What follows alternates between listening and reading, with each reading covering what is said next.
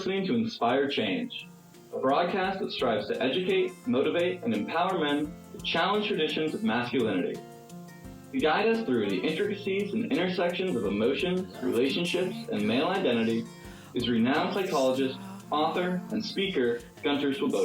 Welcome, everybody, to another episode of Inspire Change. Yeah, never a dull moment, folks. But let me get to that. Let me give you a bit of backdrop. So over the last few podcasts, I've been talking about the issue of love and when love goes wrong and when love really goes wrong. And I think this is not just important in terms of intimate relationships between two people, partners, marriages, and so on, but I think there's we've got to give some thought to this in the broader context, because if I go back to the issue of Johnny Depp and Amber Heard, this has had a massive impact on many, many, many people. And so, it started me thinking about, okay, so I've done those 3 podcasts. What's next?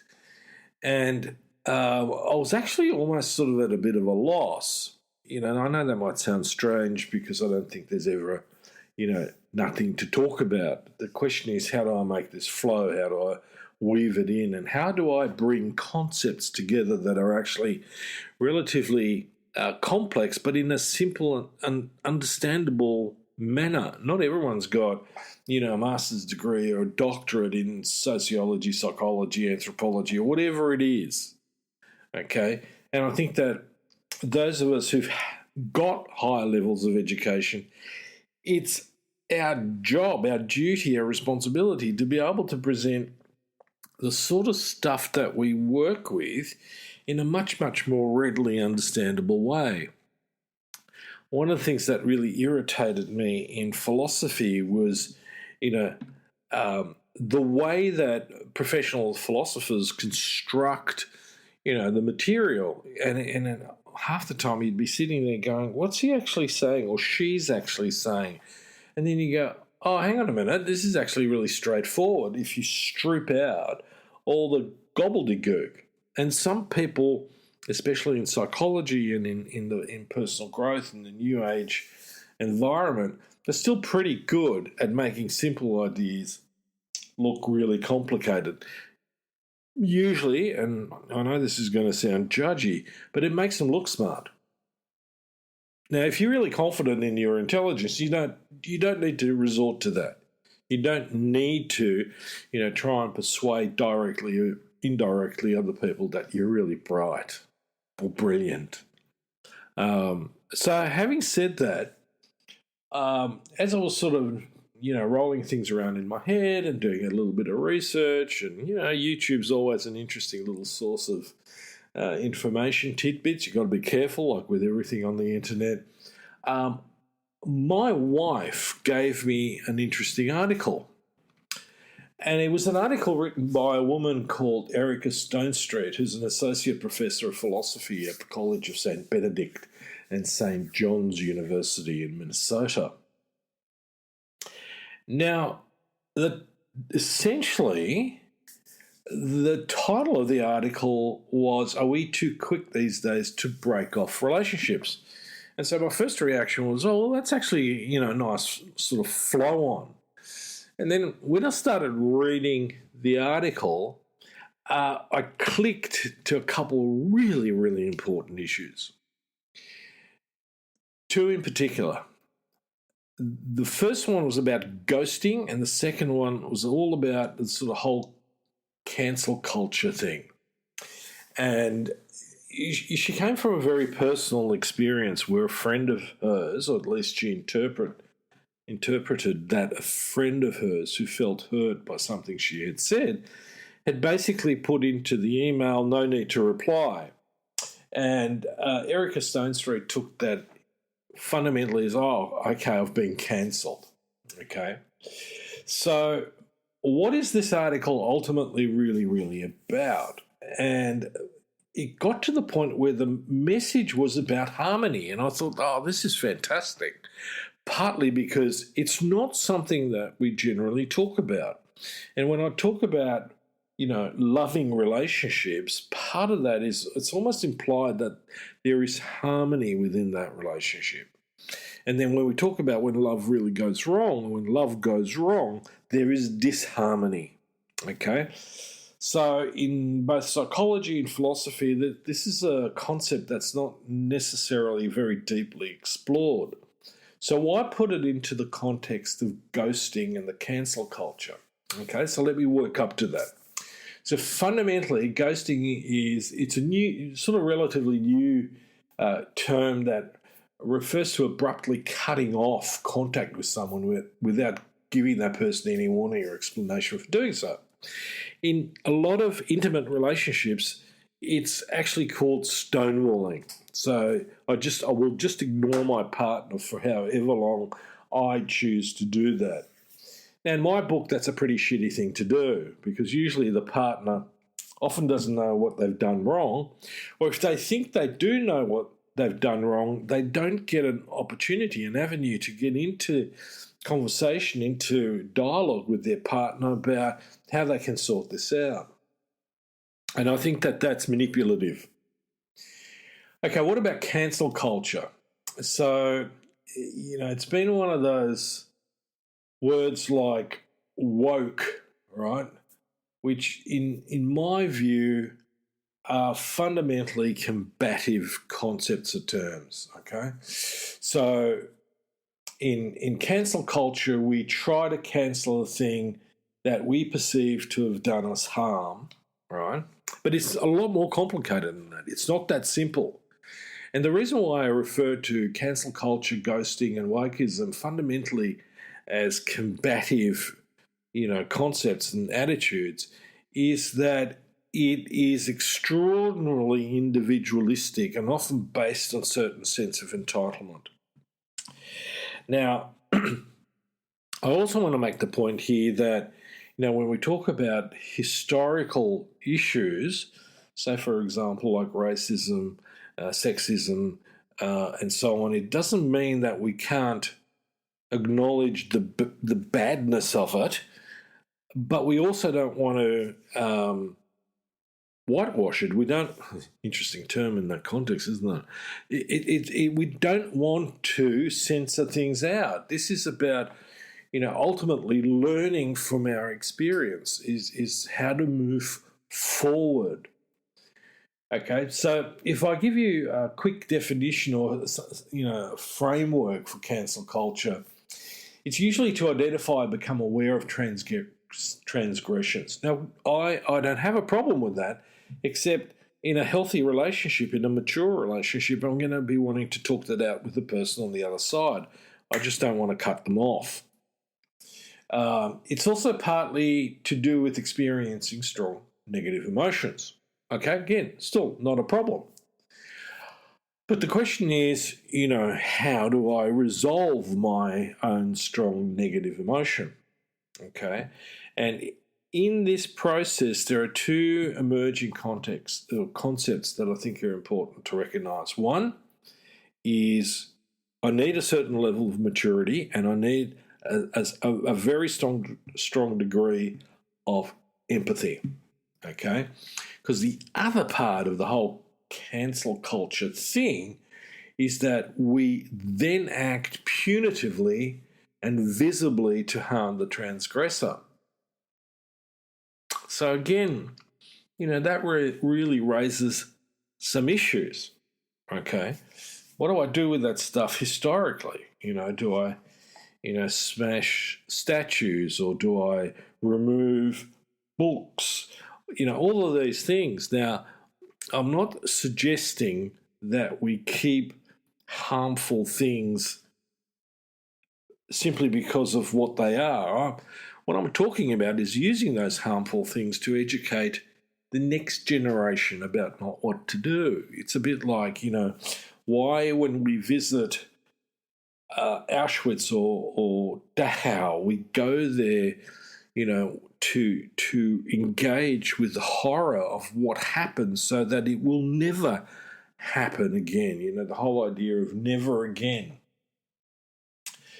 So what let's get more into what are the problems with these concepts like ghosting, wokeism, and cancel culture. And again, I'll come back to this thing. It's based on the individual's rights usurping that of somebody else, either individually or collectively, because there is a collectivism in the I.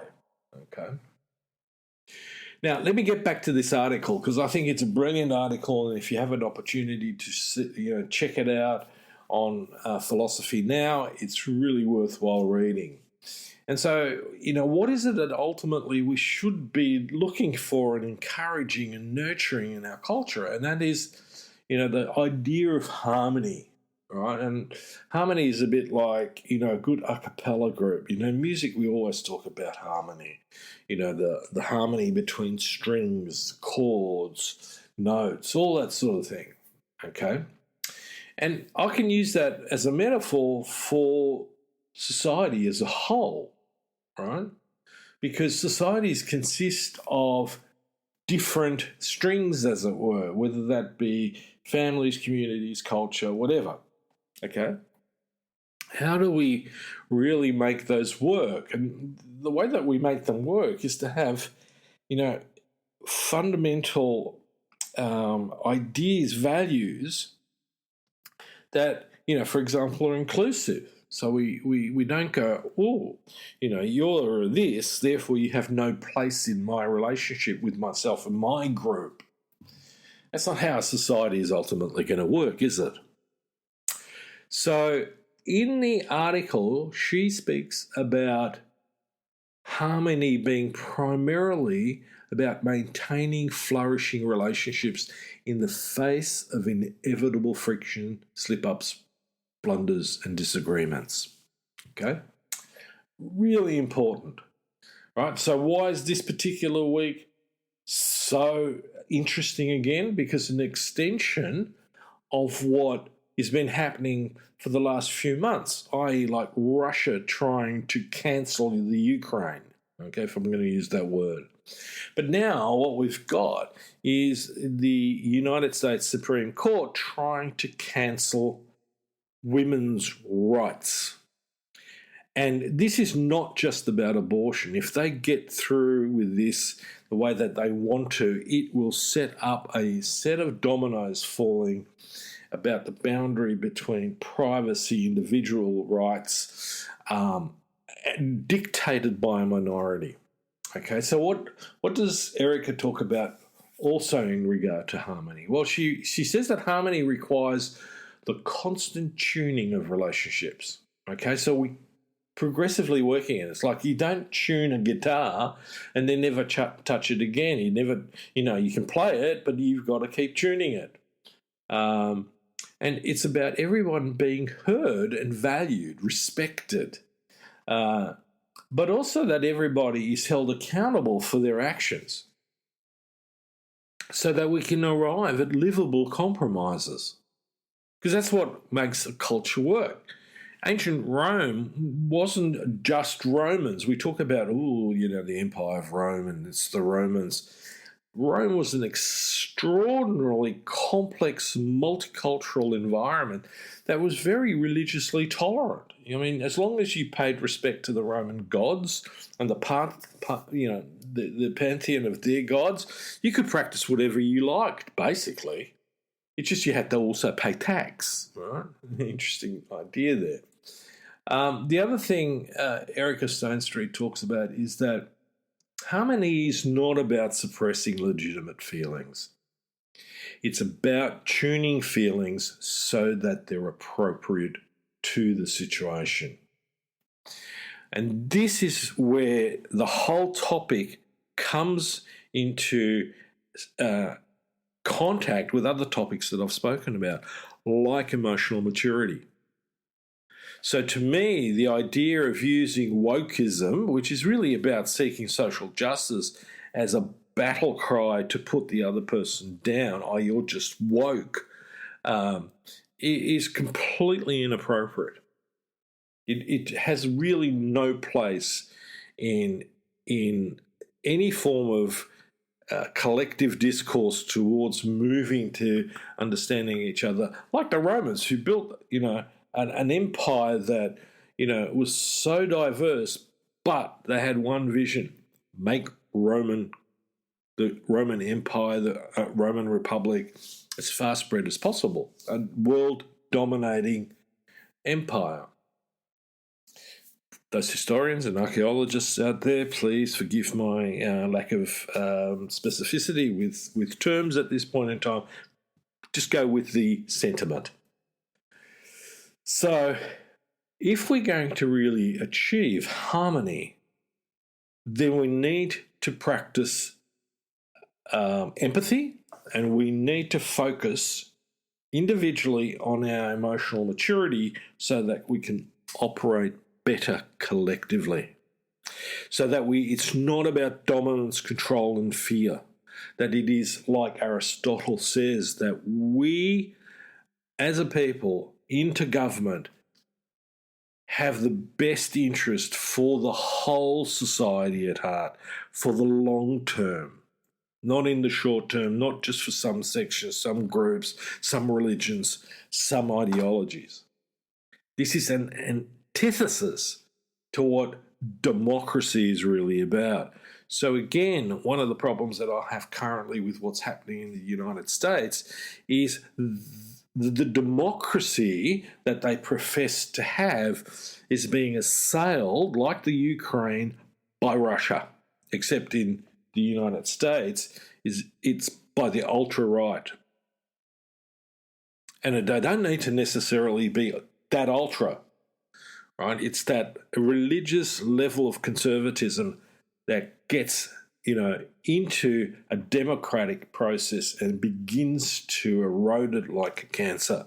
And I'm going to call it what it is. This is nonsense. There is absolutely no rational, reasonable, objective foundation to do some of the things that are occurring under this banner of, whatever they want to call it. It's just unacceptable. Women have a right over their body. If they don't, they have no rights fundamentally. Everything else is just a play of words. And this is where I come into it, that we as men need to stand up with women about protecting this, because in doing so, we're not protecting simply a woman's rights. We're protecting the rights of the community, the rights of the society, the rights of the nation as a whole, healthy, inclusive, collaborative environment where people have the opportunity to thrive instead of being assailed by archaic 7th century ideas. It stops being appropriate right then and there. So collectively, whether you are a man or a woman, this is an issue amongst many issues at the moment, where we need to come together and collectively challenge the minorities who have somehow usurped control and influence. And part of that is the erosion of accountabilities. So in a harmonious relationship, I'm accountable for my behaviour. I'm accountable for what, I do with what I think and feel. It's fundamentally important that we accept this as an humanistic function. If we're going to have a society that isn't abusive, toxic, and dangerous, we need to get this together.